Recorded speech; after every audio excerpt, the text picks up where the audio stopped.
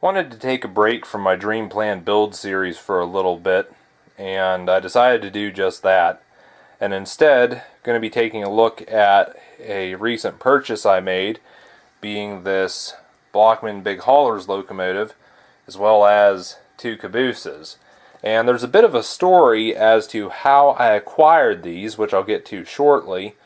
But yeah, I'm going to just go through and show you guys what I got. So the story as to how I acquired these models was earlier in the week I was hauling some Amishmen around to a couple places they were going to be doing jobs, and they wanted to get people quotes on prices. And one place we stopped at, there was a guy had this shed, and it was just full of all this stuff. Like, he had vintage Tonka trucks, old tin toys, oil cans, gas cans, bottles, vintage signs, vintage tools, a bunch of antiques, and so on. And basically he told us everything in that shed was for sale. And I just happened to see this train up on a shelf set up exactly as it is right now. And what really drew me into getting it was the price. And I was a little reluctant at first because I thought this was a Christmas style train, which I know they don't really bring that good of resale value. So once I realized what it was, you know, it's a Santa Fe locomotive, not a Christmas train. And it's like, yeah, I'll snatch it up. But what really had my attention was this little caboose back here, which we'll get to shortly. But yeah, we'll go ahead and take a closer look at this little train, and then I'll tell you guys how much I paid for it. Starting with the locomotive itself, and you'll probably notice that there's quite a bit of dust on this. And the guy I got it from told me that apparently a couple days before he picked this up at a garage sale, and who knows where the previous owner kept it. But I think the dust is the main issue right now. Just if the model was given a good cleanup, it'd probably look 10 times better. But other than that, got a handrail here on the tender. It's not broken off, it's just popped out of place, needs glued back where it's supposed to be. And over here on the other side of the tender, there's something missing. You can see just right there, and it must have gone missing recently, because you notice where it should be, there's like no dust around it. And I believe there should be another one of these right there. One thing I will say is I believe this is an older big hauler, because it lacks quite a bit of detail that my model currently has, because there's, well, the first sign was there's not a lot of detail around the side rod area. There'd be more detail in here on mine, and then this area in here I believe would have more as well. And not only that, but I noticed that if I open up the smoke box here, there's only a switch in here for the smoke unit, and later models had a polarity, or a spot for a polarity switch, but there was no switch in there. So, I mean, a couple signs here like basically tell me this is an older model. Another thing would be back here around the tender. There's the plug for the tender, and this has an open cab, whereas mine had a closed cab. There's like door details here. Switch is different, but you still keep the 9-volt battery for the sound system. But like I said, I believe this is an older model, and this may have came after the big haulers, which were battery powered.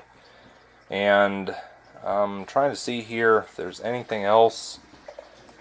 But yeah, one of those deals, I'm not sure if this runs or not. I'm not sure if the sound works. I'm yet to really test this, but I guess the first thing to do is get it cleaned up, and then I'll go ahead and test it, see how it runs. But yeah, that's the locomotive right there. Next up is this little Barber Caboose, and just like the locomotive, it's dusty. I mean, the whole train was dusty. But I noticed this was a ATSF caboose, which leads me to believe that it actually came in a set with that locomotive. So, I mean, you would have had that locomotive, then maybe a box car or a log car, and then this little caboose. But as to what set that would have been, I don't know. Obviously, it probably would have been like maybe 10, 20 years ago that that set was released. But I did notice with this caboose that the couplers are missing, and the fact that the screws are still here leads me to believe that most likely the couplers were broken off. So yeah, other than that though, I mean, all the handrails are still there, all the ladders are still there, and basically other than the couplers, like, there's nothing else missing on this little caboose. And I do have one of these as well. Mine's a Durango and Silverton caboose, and it's painted a bright red. But yeah, these are really nice little cabooses. The only downside is that, I mean, my plan is to sell the Locomotive and the caboose once I get them cleaned up and, you know, find out if they're working or anything. But the downside to these cabooses is, I mean, they're worth about a dime a dozen, because I've looked at some of the prices on these things. Even last year there, I was looking for one of these cabooses maybe, and you were looking at a price of like $10 at most for one of these. So it's not really a desirable piece of rolling stock, I'd say, but it is kind of cute.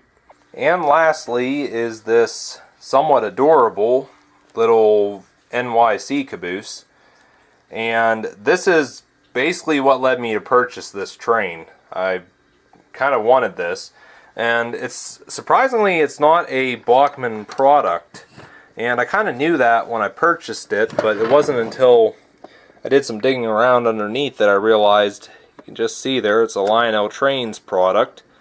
And if you look on the bottom here, it says Mount Clemens, Michigan, and I believe that's the zip code right there. But this caboose does have a few faults. The first being that, just like the Bachmann one, the couplings have been broken off. There should be a post right there. It's gone.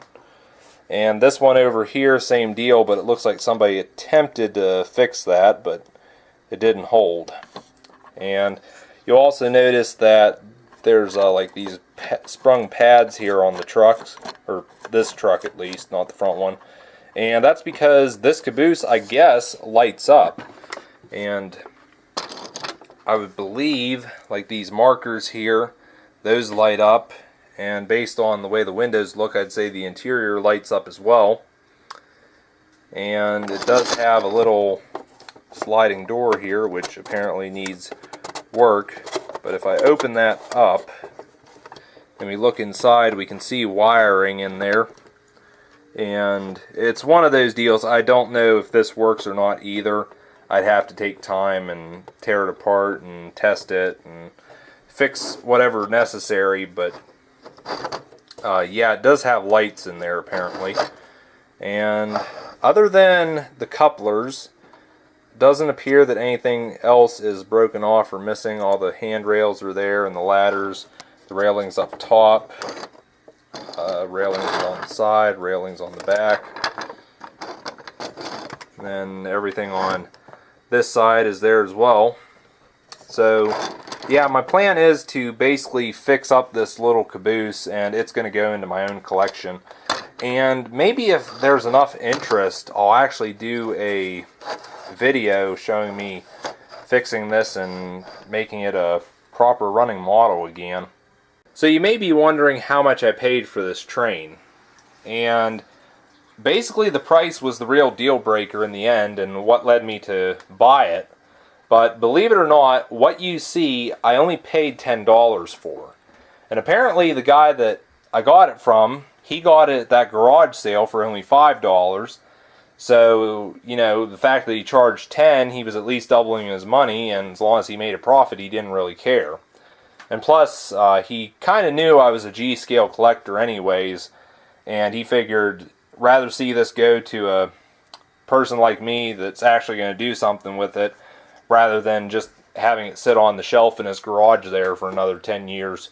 So I was really happy to get my hands on this, and like I said, the NYC Caboose was really the thing I wanted the most. Curious to hear your thought on these trains and the deal I got, whether you think I got a hell of a bargain or you think I still paid too much, but personally I think I got a good deal for what's here. And like I said earlier, my plan is to take the Locomotive and the Caboose once I get them cleaned up and make sure everything's working properly, and on-sell them, because I do want another Bachmann big hauler. I just want, the particular one I want is the anniversary edition, particularly the East Broadtop Locomotive. But like I said, this little Caboose here, unfortunately, they're about $10 a dozen, so it's not going to bring much of a profit. But the little Nyc Caboose, the Lionel one, that's going to be going into my collection, and I really look forward to getting that up and going.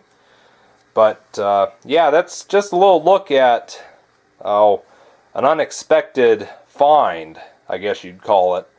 But yeah, I was really happy to get my hands on all this stuff, and especially at only $10 for what you see. But yeah, let me know your thoughts, and thanks for watching.